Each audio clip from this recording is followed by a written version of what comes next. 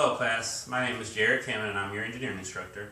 I decided to do a little video of an example of the statics lab that I have set for you in D2L.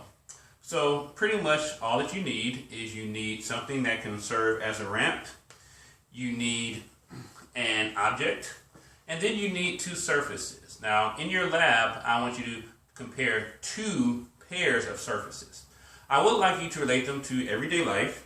And for my case, and for this particular example, I was remembering about how I had to go on top to my roof and how I had to fix a leak that was coming through one of the vents. And so I wondered, what's the coefficient of friction between my shoe and a roofing shingle? And so I got a roofing shingle at Home Depot, didn't pay for it, just went to Home Depot and asked for one, they gave it to me. And you take an object, and so in this case my object has a material on it, but if that isn't the case, then you can take an object and then either glue or somehow attach the material to it, as I did with the ramp. I attached this shingle to this ramp just by a little clip. And so the whole purpose is to determine the coefficient of friction. And so you'll need a few things. You'll need the weight of your object, and I don't have a balance or anything. I just went to HEB and looked around and threw this on the scale real quick, got the weight, and took it back off. Okay, so just kind of be resourceful in the way that you get the weight or the way that you get things that you need. And so I have the weight of my object, I have something that serves as a ramp, I have my two materials, and I have a way to modify the angle of the ramp with respect to the horizontal or with respect to the ground.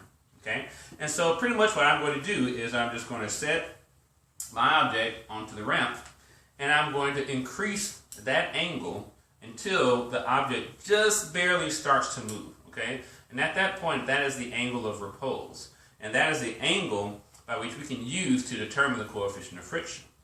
So, what I've done is I have several bricks. I've already started at a particular angle. This angle is really not enough, and so I'm going to increase the angle by putting a brick underneath it. And so you can increase the angle in lots of different ways. You don't have to use bricks, you can use books. You can attach a string to the end and a pulley, and you can pull it that way.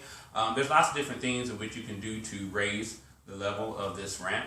And so I'm just using the brick. And so another way you can do it is you can see my shoe isn't moving, and so I can also move these bricks further in, which will also increase the angle. So that's what I'm going to do. I'm going to move it further in a little bit to increase the angle here. And if you look very, very closely, you can see that the shoe is just barely starting to move. Okay? Now, you want to do this a few times in the lab. I have you doing it 3 times. And you want to try to keep the increment by which you increase the angle as small as possible. That way you can really catch that angle of repose, which is right when the shoe starts to slide down. If your increment is too much, then your angle will be too high, and of course you'll see the shoe start to slide down, but it won't be the moment where the shoe just barely starts to slide down. So after that, you record the angle, and you can do that by using a protractor, or you can do it by using trigonometry, which is what I would do. I have my trusty tape rule here, and so all I'm going to do is I'm going to measure how wide, or the length rather, from the corner all the way to where my bricks start. And in this case you're not able to see it, but that is about 1 foot and, let's see, 1, 2, 3, 4, 5, 7, 8, 1 foot and 9 inches. Okay, and then I'm going to measure how tall this is. So I measure how tall it is, so right where the bricks hit that plank, and then that's another foot, and I'd say that's a foot and about 4.5 inches. Okay, and you can see that the shoe has slowly started to slide down.